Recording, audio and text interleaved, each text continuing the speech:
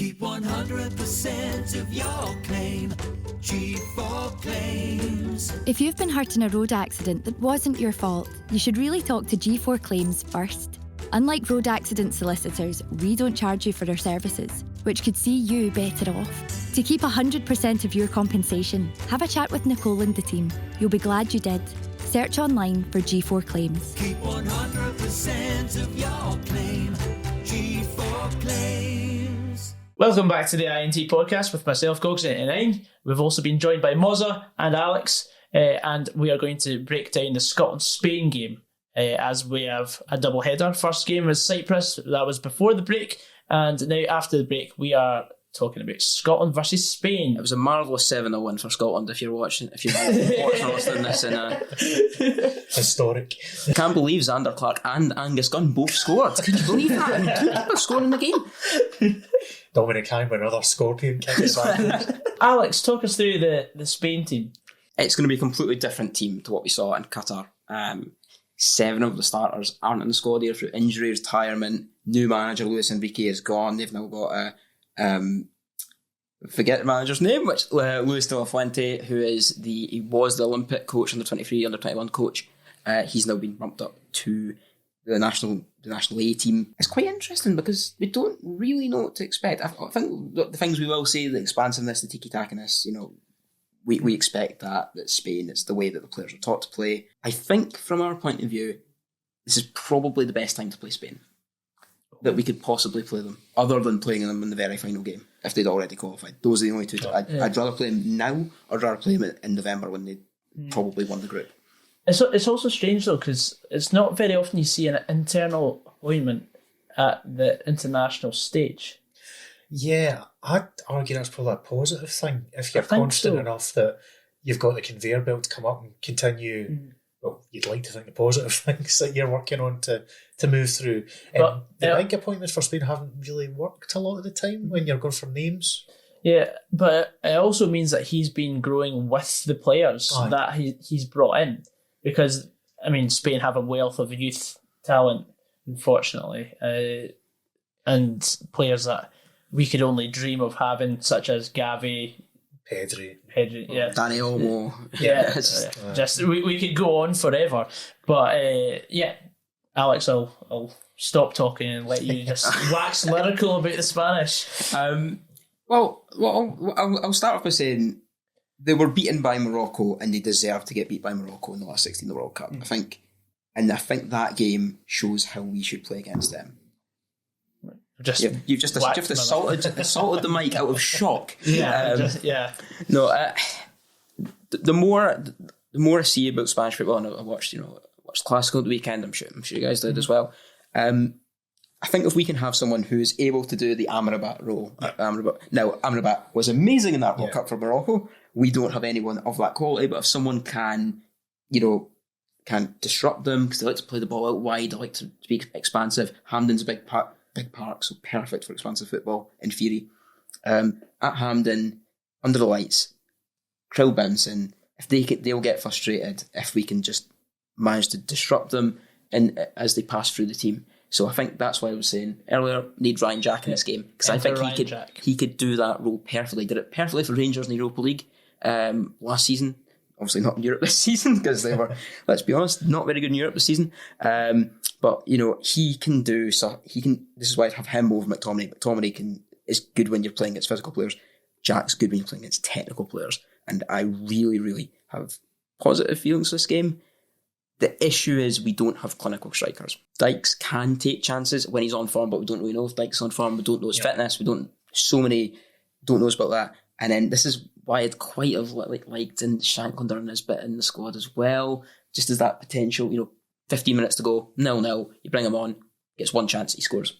That's what we're missing in Scotland. And we've always missed it, to be honest. I think, you can look back from certainly going back to Kenny Miller probably is the last one that was.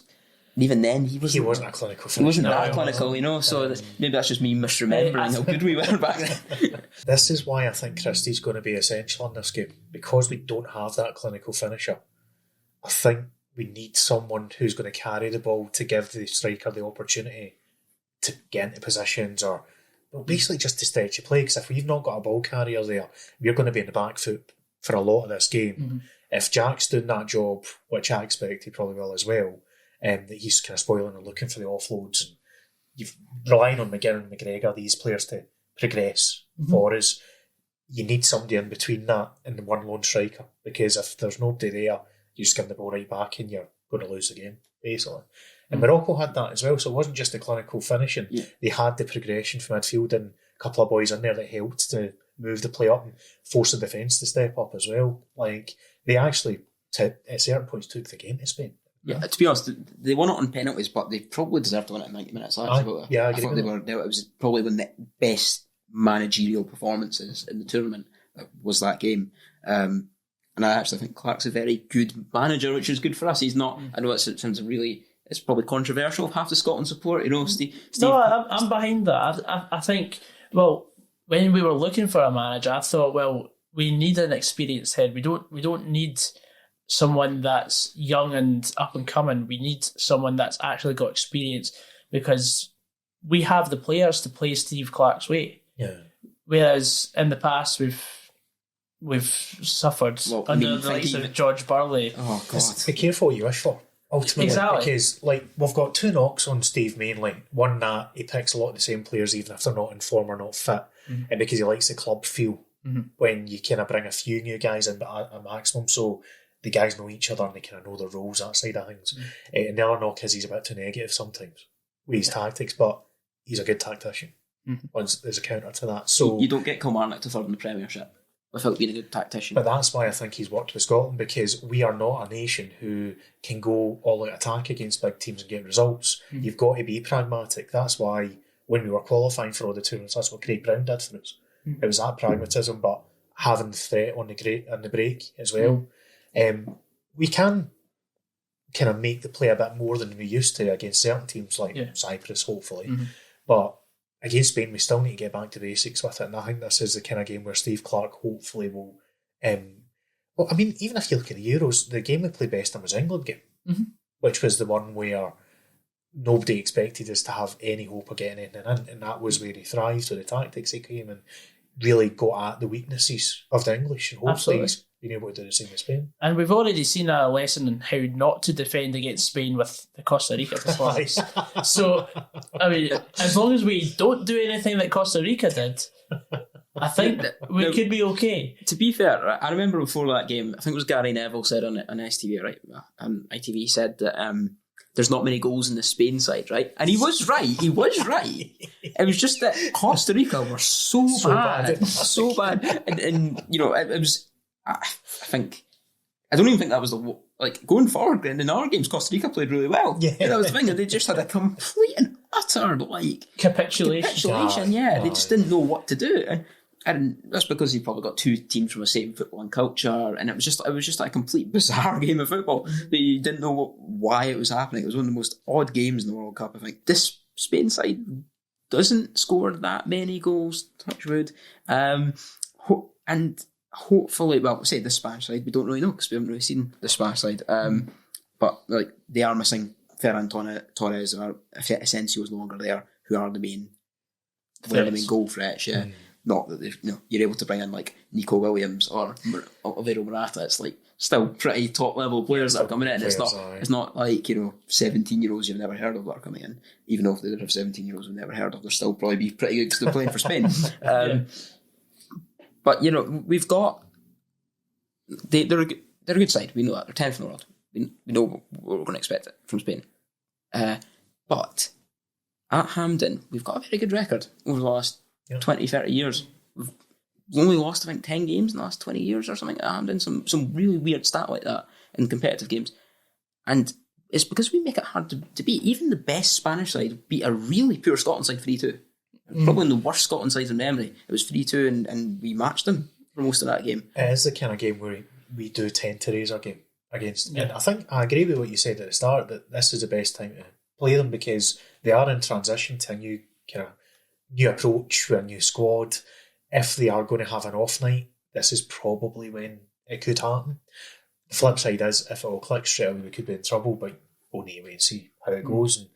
And to a large kind of extent, we'll control our own destiny in the game with how we approach it and that side of things, because we will have the more familiar team. Ultimately, the guys will know each other a bit better. We play better against better teams. I think that's... I agree with that. Even not even under Clark, but even under our managers, under Strachan, under like Kichiani, scored in Dortmund. Let's just not mention Craig Levine. So Yeah. Well, no, but even under Craig Levine, I think we lost 3-2 at home to Spain, wasn't it? Yeah, Under Levine. yeah. And that was with, and a lot of people have a lot of criticisms of Craig Levine, and rightly so. But that was with a terrible squad with no confidence, having just had to deal with Burley. yeah. Yeah. But still, he got the tactics spot on that night. I mean, we may have been 2-0 down, but we fought back to 2-H, and if it wasn't for Stephen Manis allowing Fernando Llorente the freedom of Hampden Park, I think we'd have actually got away with it. And when you look at that squad and the squad we've got now, it's night and day, I think. Yeah, absolutely. I think it was like, oh, your best players playing for like West Brom or something like that. That was the vibe. Well, good for West Brom. It means that they've got a quality player. but nowadays, I mean, we were talking about, I remember the discussions at the time, it would be great if we had like 10 players that played in the Premier League in England, and it's like, we've got 10 players that are probably playing for like top 10 teams in that league. And we've got players playing Serie A, and we've also got players playing really good players playing domestically in a league that I think is very strong domestically. Maybe it's just false confidence, and maybe I'm just trying to talk basically both of you up as well. That, we can get something like this game. Probably it is going to be a sobering night, but let's be honest, Spain are probably going to win the group, and you only need to finish second. I think you need I've worked out, I think you need 15 points from 8 games. That's the target. Maybe 16 just to be safe. Just as long as we beat Norway at home. Yeah, as long as we beat that's the target. Yeah. I think Georgia away will be massive as well. Yeah, because that's a demon we need to exercise. Although having said that, with the way Georgia's and that, maybe a neutral venue as well, so we need to see how that'll... We'll cover that in the next podcast. Well, fortunately, this is where my degree in Russian politics comes in. But no, it's. I think Georgia are obviously digressing a wee bit, but Georgia are not the Diddy team that they were 10 years ago. They are a very good side, and obviously Norway are about the same level as us with one very, very good player. But Spain still should run away with this group. Their qualifying record is exceptionally good. Yeah. I think very, very few teams have beaten them in qualifying over the last 20 years. This is Spain are the reason that UEFA are away to change the qualifying format for future tournaments, because they're worried that it's too boring for Spain. It's usually Spain and England, isn't it? Ironically, just zoom through qualifying. Belgium's been good. And Switzerland got 100% record in the last qualifying campaign as well for the World Cup as well. So, but that was a very different proposition, because they had 2 very, very tight games against Italy. Yeah. Sorry, I think they drew away in Italy and then they beat them. So they drew at home and they beat them in Italy. Italy so away. 9 wins, 1 draw, something like that. Yeah, and then obviously Italy lost to North Macedonia. Yeah. Somehow, I remember that was the worst qualifying playoff path ever. It was North Macedonia, Italy, Portugal, and someone else really good. Sweden, maybe? Possibly Sweden. I think it was, I think Sweden comes to mind for some reason. But no, I remember seeing that thinking, you're screwed here. Turkey it was. Mm-hmm. Anyway, we're going to go for a quick break, and then we'll talk about our starting 11 for the Scotland versus Spain match. Thank you very much, and we'll see you soon. Keep 100% of your claim. G4 Claims. If you've been hurt in a road accident that wasn't your fault, you should really talk to G4 Claims first. Unlike road accident solicitors, we don't charge you for our services, which could see you better off. To keep 100% of your compensation, have a chat with Nicole and the team. You'll be glad you did. Search online for G4 Claims. Keep 100% of your claim. G4 Claims. And we're back with a bang. Today we are talking about Scotland versus Cyprus and Spain. We've now got on to the starting 11 for the Spain match, and I think I'll take this one, and just to say Angus Gunn should probably start against Spain. I mean, I think we should just keep the same goalkeeper for the 2 matches, because unless there's a chronic injury, I think another one. Thing is, you need consistency as your number one, and I think if Angus Gunn is in the squad, as we've already covered, he's there to be the number one goalkeeper. If he doesn't have a disaster the first game, he'll play the second game. Yeah. Yeah, pretty much that. I think if he makes any howlers, then I think Xander Clark's probably the second choice. I'd agree with that. Yeah, I'd say so. As much as I do like Liam Kelly, I think he's probably the third choice out of that. Yeah, I'd unfortunately agree. But moving on to the defence. I don't think it'll be very different, to be honest. No. We know he likes consistency, does Clark anyway, but the only kind of maybe slight change, if we think he might go with Porteous or Hyam in the first game, I think he'll go back to basics for the second game and it'll be Cooper coming in. Because he may put Tierney on the right for more defensiveness, which gives me a bit of the fear, I'm not going to lie. But no, I could see him playing Handley, Cooper and Tierney at centre back, or like kind of maybe changing it up another way. But yeah, I don't think Liam Cooper starts the first game. I think he'll start the second game. I think it will be the same team that plays Cyprus will play against Spain. And the only change I would have had from the team that I said against Cyprus was I'd keep Patterson. I'd have Patterson in rather than Hickey at right wing back, just because that's his position. We're not going to be pushing wingers all the way up the pitch that often, so I think just having a good defensive unit that can frustrate Spain is important. So yeah, I don't just basics. Do the basics well. Everything else should take care of itself. So yeah, I'm the same as you. Going into midfield, I think I would go with a midfield three of McGinn, Ryan Jack, as we discussed earlier, and Cal McGregor. I think that three is as solid as he can be. I mean, I think McTominay is prone to the odd mistake, and I think Ryan Jack is much more reliable in the middle of the park in a game in which we will probably only have 15-20% of the ball. Let's be honest. I hope we have a bit more than that. But yeah, like I said, Jack can do that sort of Amrabat role. He can hassle. He can really frustrate Spain. He can run like anything as well, which is really important in a game like this. One thing we should preface this all by saying is that by this time half the squad all dropped out. That is always the case. But based off assuming it is the full strength squad, yeah, Jack, McGinn, McGregor. Let's be honest, going to play every game. Yeah. For us. The only thing is Jack won't go 90 minutes if he's playing that kind of role. No, he'll play 60 and then they'll bring on McTominay. Yeah. I think. Yeah. And he's got a tendency to bring on McLean with 15 minutes left in these kind of games, and that again gives me the feeling. No, I wouldn't do that in the Spain game. Maybe the Cyprus game, yeah, but I think Kenny McLean is a good player to bring on just to sort of shore up any cracks that are potentially beginning to show it come the 60th, 70th minute. But I don't think he's going to be the calibre of player that we need for the Spain game. I agree, totally agree. To be honest, I wouldn't have had him in the squad, but then that's just a personal preference. I would have gone somebody younger, given that Kenny's kind of on the way. He's not getting any better, and he's probably going to be way out. I would have gone with some guy who's from Lawrence Kirk and living in Canada right now. I know you'd have gone for the gold. I would have maybe thrown in Hayden Hackney. I don't know.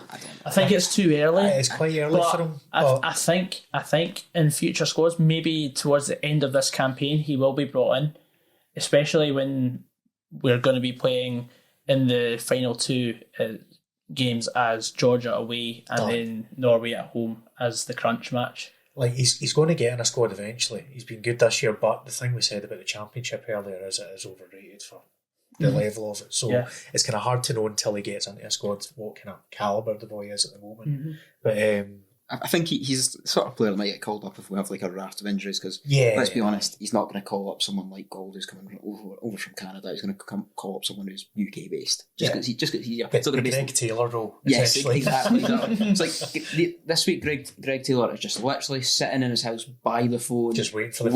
It's like is that Steve? Yes. I'll be down to Hampden. Just. Andy's got a calf strain. Okay. Right. Okay. Is it food poisoning? All right. Okay. You mean he's got a dentist appointment? So we're moving on to our forwards. This is the crux though, because it's, do you play one off the other or do you play a straight two? I play one off the other. I think one off the other. I think Dykes and Christie would be my my pick. However, this obviously depends on fitness of players. So I wouldn't be surprised if we see Dykes and Shankland. But honestly, I wouldn't be surprised if Shankland or Nisbet get called up into the squad last minute or something, and they're like, yeah, you're starting, you're doing what Porteous did against Ukraine. Yeah. I think he'll manage Dykes the first game so he can start the second. Yeah, I think like I said, probably Jacob Brown will probably start, or Dykes will play 60 minutes. Aye. One of the two. But I do think Lyndon Dykes is imperative to play against Spain because, I mean, you've got big boys up top, up in the defence for Spain, the likes of Laporte, Martinez, Fernandes, and I'm not just reading that off my screen here, but genuinely, I think that we need someone that can bully the centre-halves because we're not going to have much of the ball, but when we do have the ball, if Lyndon Dykes can make himself a presence in the box, then we've got a chance of actually hurting them. Well, they do occasionally play Rodri at centre-back.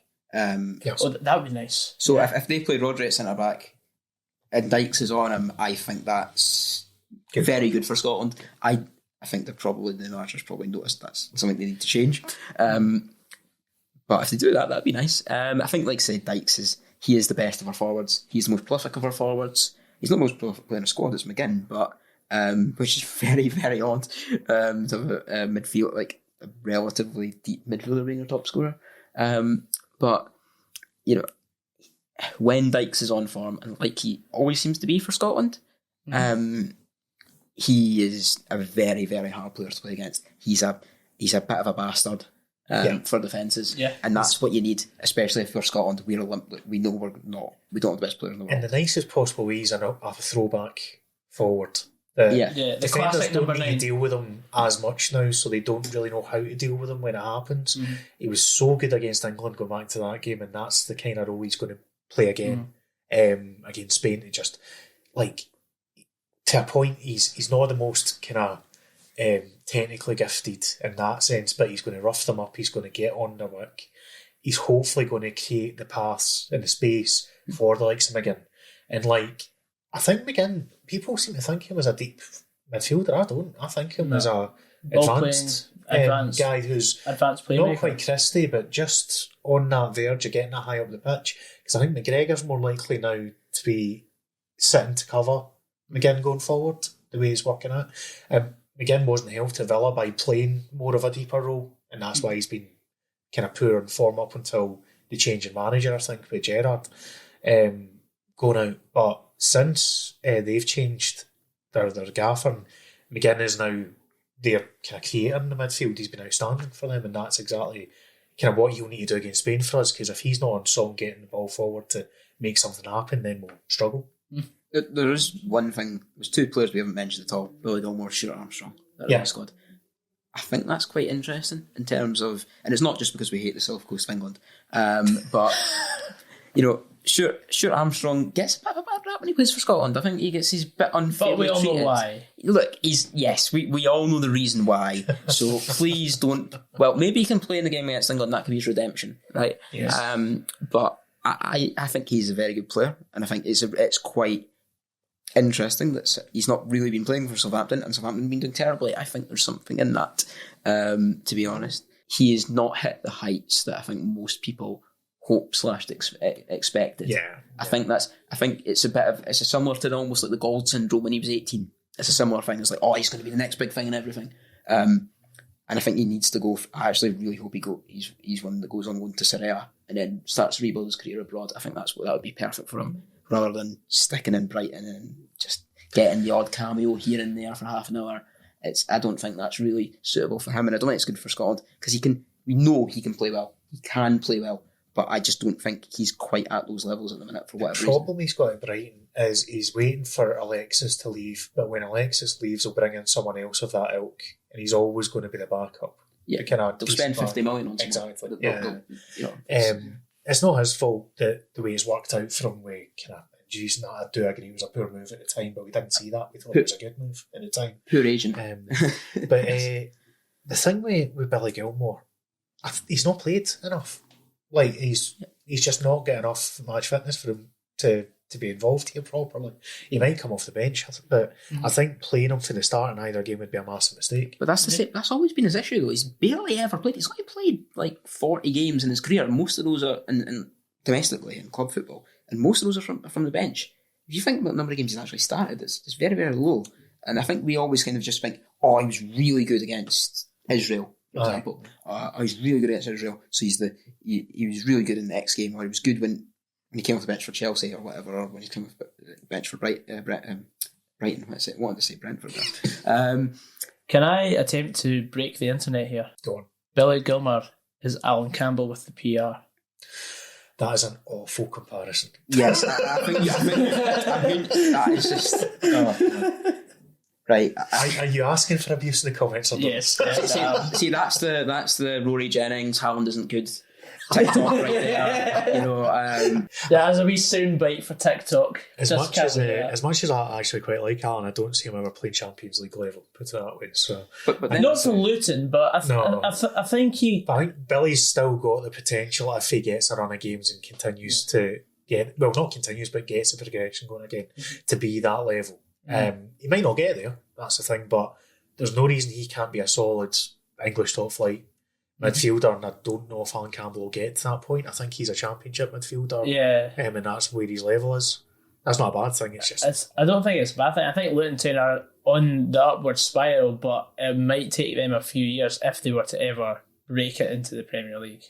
I mean, they've lost the best manager that ever lived at some point, and then he's gone and done great at Southampton. Oops.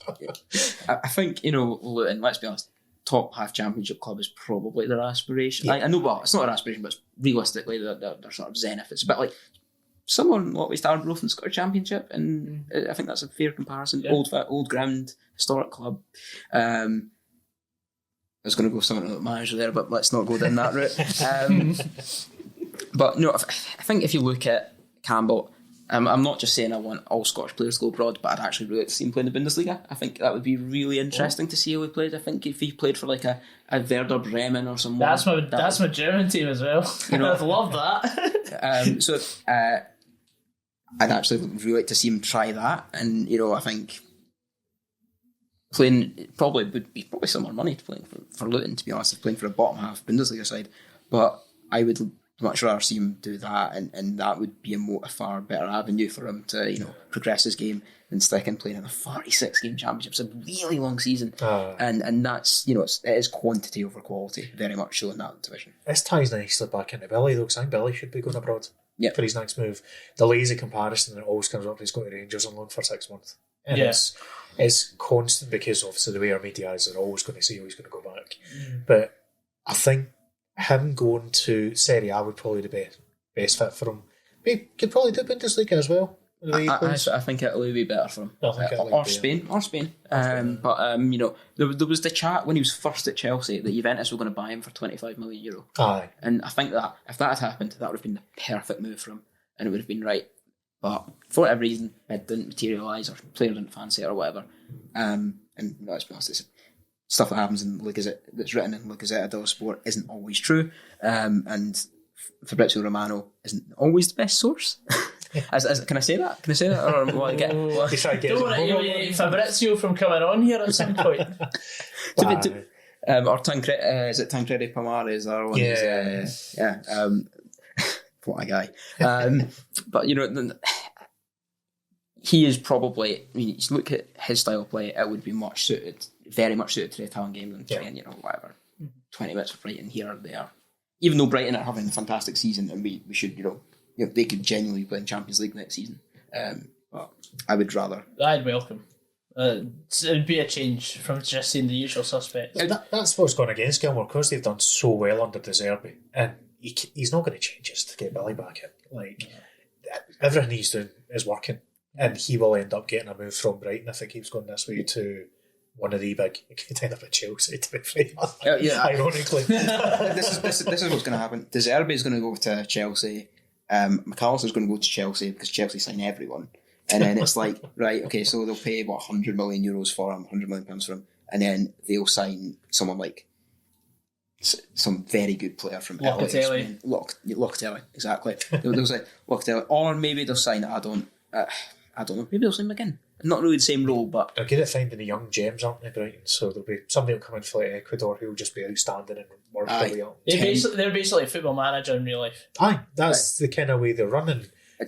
It's quite ironic that it's Kieran Maguire, the Price of Football, the one who's the football finance expert, is a Brighton fan, and it's like they are ran perfectly as a football club. I think if you look at all the stuff, I think it's them and Tottenham, albeit off the pitch. I think Tottenham are probably the best run club on the pitch.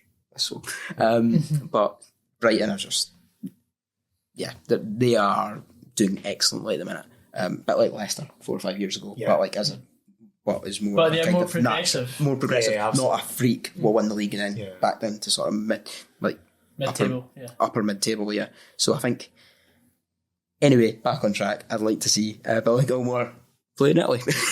Fair enough. And that comes to our next.